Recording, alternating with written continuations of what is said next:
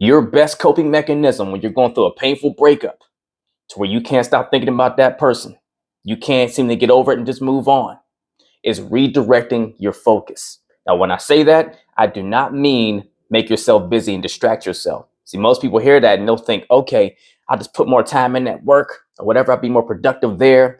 I'll put more sets in at the gym. I'm at home cleaning things more. Just anything I can do to keep my mind off of that person. That's not actually helping you heal. Yeah, it's a great distractor. Yeah, the wound's still there though, right?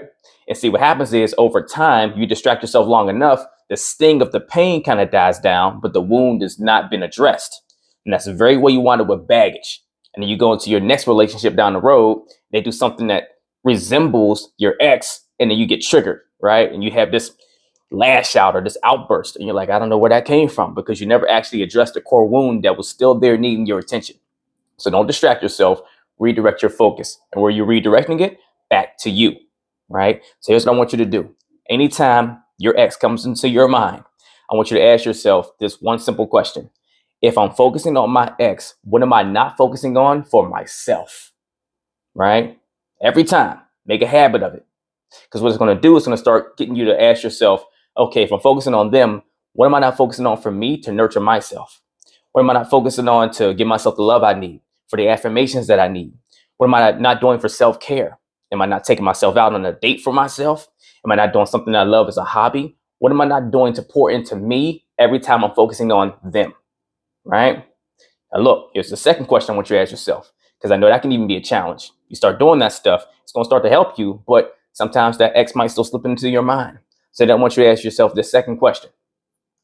If I keep focusing on them, even though I'm still trying to do stuff for me, then what is me focusing on them trying to help me discover, understand, and learn about me? Because look, here's the truth. We think our exes hold all this power and weight, and they have this so much this meaning to us, like they're this thing, right? But it's not really about them, it's about us. They symbolize something we feel we lost or that we feel means something about ourselves. So it's not really about them at all, it's about us. So after you ask yourself, if I'm focusing on them, what am I not doing to focus on me, right? What am I not doing for myself? Then it's, well, what's me focusing on them trying to help me understand about me? It still comes back to you.